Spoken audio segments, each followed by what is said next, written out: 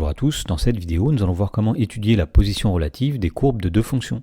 Dans l'exemple, on nous dit soit f et g, les fonctions définies sur grand R par f de x est égal à x au cube plus 12 et g de x est égal à x au carré plus 8x. Alors on nous dit qu'on note c de f et c de g, les courbes représentatives de f et de g, dans un repère. Et donc le but de cet exercice va être d'étudier la position relative des courbes CF et C de G dans un repère. Donc pour cela, on nous dit tout d'abord dans la première question de montrer que pour tout réel x, f de x moins g de x est égal à x plus 3 facteur de x moins 2 au carré. Donc nous verrons dans la question 2 pourquoi ici on est amené à calculer f de x moins g de x.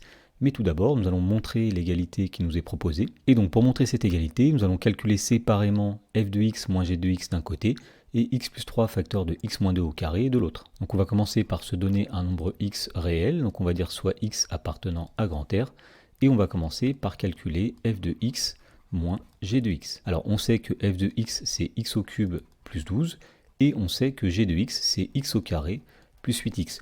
Mais attention ici, c'est tout f de x auquel on va retirer tout g de x, donc il faut mettre des parenthèses ici, et donc on trouve que f de x moins g de x c'est x au cube, plus 12, ensuite nous avons moins x au carré, c'est-à-dire moins x au carré, moins plus 8x, c'est-à-dire moins 8x. Et donc si on ordonne les termes, on obtient ici x au cube, moins x au carré, moins 8x, plus 12. Ensuite nous allons calculer d'autre part l'expression qui est ici, autrement dit nous allons calculer x plus 3 facteur de x moins 2, le tout au carré. Donc on va commencer par développer le carré qui est ici à l'aide d'une identité remarquable. Donc on va laisser x plus 3 et on va multiplier le tout par le résultat de x moins 2 au carré. Donc ici on reconnaît l'identité remarquable a moins b le tout au carré qui est égal à a au carré moins 2ab plus b au carré. Autrement dit, lorsqu'on va faire x moins 2 au carré, nous allons mettre ici x au carré moins 2 fois x fois 2 plus 2 au carré. Et donc finalement on trouve ici qu'on a x plus 3 facteur de donc x au carré moins 2 fois x fois 2 c'est-à-dire 4x plus 2 au carré c'est-à-dire plus 4. Et donc pour terminer nous allons développer le produit qui est ici grâce à la distributivité. Donc tout d'abord nous allons faire x fois x au carré c'est-à-dire x au cube, ensuite x fois moins 4x c'est-à-dire moins 4x au carré, ensuite on fait x fois plus 4 c'est-à-dire plus 4x, nous faisons ensuite plus 3 fois x au carré c'est-à-dire plus 3x au carré, on fait ensuite plus 3 fois moins 4x, ça va donner moins 12x. Et enfin, nous faisons plus 3 fois plus 4, c'est-à-dire plus 12. Et donc, nous allons réduire cette expression en disant qu'ici, il y a x au cube. Ensuite, les termes en x au carré, il y a moins 4x au carré, plus 3x au carré, ça va donner moins 1x au carré, c'est-à-dire moins x au carré. Les termes en x, nous avons plus 4x, moins 12x, c'est-à-dire moins 8x.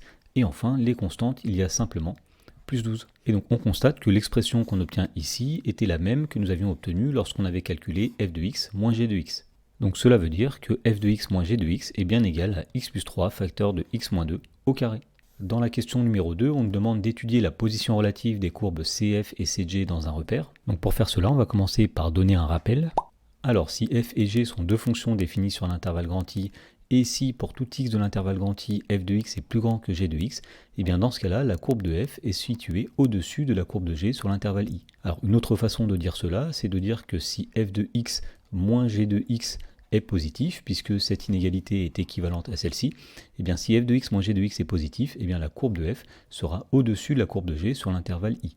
Et donc à l'inverse, si pour tout x appartenant à l'intervalle I, f de x est plus petit que g de x, et bien dans ce cas-là, ce sera la courbe de f qui sera située en dessous de la courbe de g sur l'intervalle I. Et donc même chose ici, puisque f de x plus petit que g de x est équivalent à f de x moins g de x négatif, et bien dire que f de x moins g de x est négatif, ça revient à dire que la courbe de f est située en dessous de la courbe de g. Voilà donc pour étudier les positions relatives des courbes de f et de g dans la question 2, eh bien, il nous suffit d'étudier le signe de f de x moins g de x.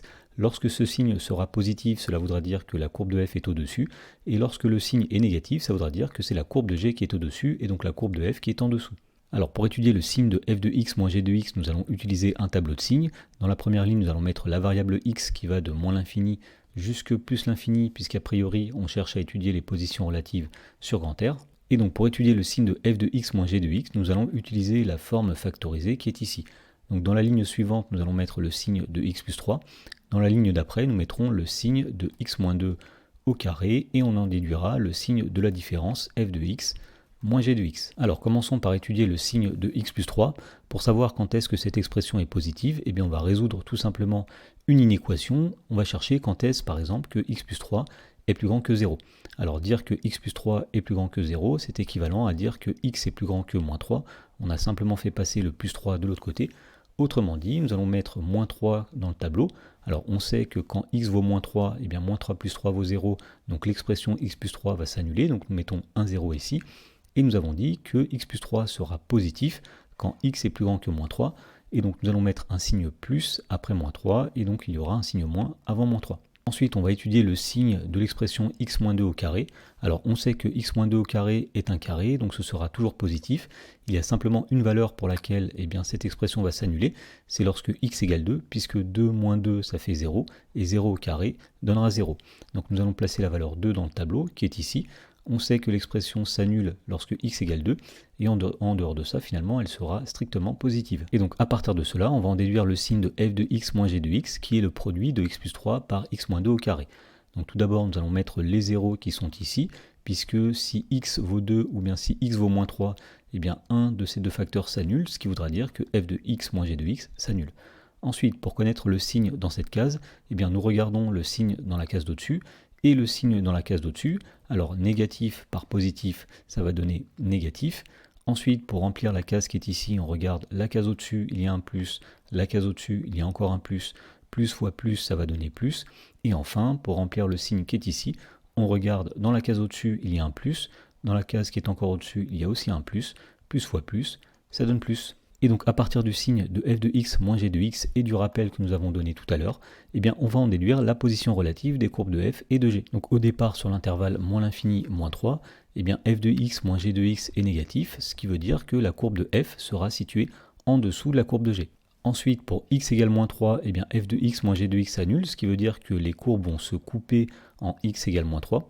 Ensuite, sur l'intervalle moins 3, 2, on voit que f de x moins g de x est positif, ce qui voudra dire que la courbe de f est située au-dessus de la courbe de g sur l'intervalle moins 3, 2.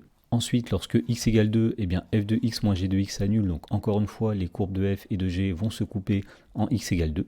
Et enfin, sur l'intervalle 2 plus l'infini, f de x moins g de x est un nombre positif. On en déduit alors que la courbe de f sera située au-dessus de la courbe de g sur cet intervalle. Et pour finir, on peut vérifier ça graphiquement. Donc, nous avons représenté ici en rouge la courbe de g et en vert comme ceci la courbe de f. Alors nous voyons qu'il y a deux endroits où les courbes vont se couper. Tout d'abord ici à l'abscisse moins 3 et ici à l'abscisse de ce qui correspond aux endroits où f de x moins g de x s'annule. Ensuite, sur l'intervalle moins l'infini moins 3, nous voyons que c'est la courbe de g qui est située au-dessus et donc la courbe de f qui est située en dessous comme nous l'avions dit. Ensuite sur l'intervalle moins 3, 2, c'est la courbe de f qui passe au-dessus de la courbe de g. Nous avions dit qu'effectivement c de f est au-dessus de c de g sur l'intervalle moins 3, 2. Et enfin sur l'intervalle 2 plus l'infini, c'est toujours la courbe de f qui est située au-dessus de la courbe de g comme nous l'avions dit dans le tableau.